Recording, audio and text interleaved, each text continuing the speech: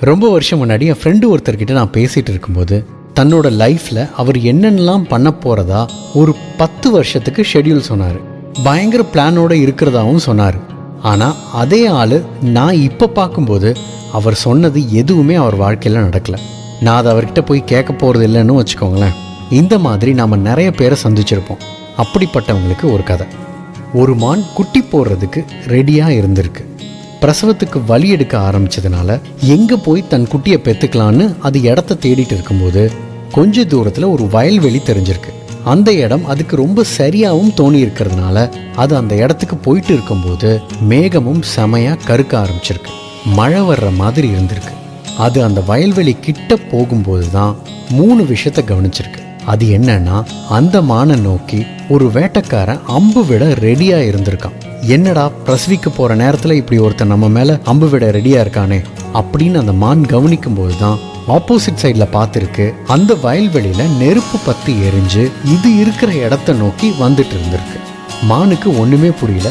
திரும்பி இன்னொரு பக்கம் பார்த்தா ஒரு புலி ரொம்ப பசியோட இந்த மானை பார்த்து வந்துட்டு இருக்கு.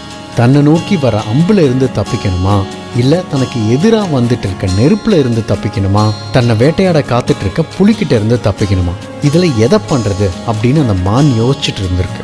ஆனா இது நடந்து கொஞ்ச நேரத்துக்கு அப்புறம் அந்த மான் நல்ல விதமா தன்னோட குட்டியை பெத்தெடுத்திருக்கு. தாயும் சேயும் நலமா இருந்திருக்காங்க.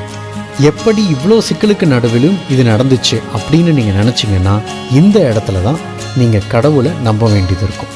அது என்னன்னா, மேகத்துல இருந்து மின்னல் வந்து அந்த வேட்டைக்காரனோட கண்ணை குருடாக்கி இருக்கு. அவன் கண்ணு தெரியாததால தவறுதலா அவன் விட்ட அம்பு அந்த புலி மேல பாஞ்சிருக்கு. அம்பு தன் மேல பாஞ்சதால அந்த புலி இறந்திருக்கு. வயல்வெளி பத்தி எரிஞ்சு வந்துட்டு இருக்கும்போது மழை சோன்னு பெஞ்சிருக்கு. மொத்த நெருப்பையும் அணைச்சும் இருக்கு. லைஃப்ல பல பேர் பல விஷயத்துக்கு பயங்கர கால்குலேட்டிவா இருப்பாங்க. அவன் இதை சொன்னா நான் இதை சொல்லணும், அவன் இப்படி செஞ்சா நான் இதை செய்யணும்னு இப்படி எல்லாம் யோசிச்சு கடைசியாக பார்த்தீங்கன்னா அது பயங்கர குழப்பத்தில் தான் போய் முடிஞ்சிருக்கும். அந்த நேரத்துக்கு ஒன்று தோணும், அதை செஞ்சோன்னா அதுதான் சரியாக இருக்கும். அந்த மான் கடக்கிறதுக்கு 3 பிரச்சனை இருந்திருக்கு.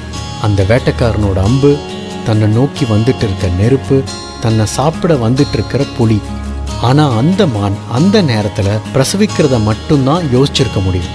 ஏன்னா அதுதான் இயற்கை. அந்த மான்னால தான் பிரசவிக்கிறத தள்ளி போடவே முடியாது. இந்த நேரம் தாங்க கடவுள் நமக்கு துணைக்கு வருவார். ஆண்டவன் ஒருத்தன் இருக்கிறத மறக்கும்போது தான் இங்கே எல்லாமே நாம தான் பண்ணிட்டு இருக்கோம் அப்படிங்கிற நினைப்பு நமக்கு வரும். இன்னைக்கு இந்த நேரம் இந்த நொடி தான் நம்ம கிட்ட இருக்கு. உங்களால இப்போ என்ன சரியா செய்ய முடியுமோ அதை மட்டும் சரியா செய்யுங்க. நாளைய அவன் பார்த்துப்பான். தேங்க்யூ. உன் வாழ்க்கை உன் கையில்.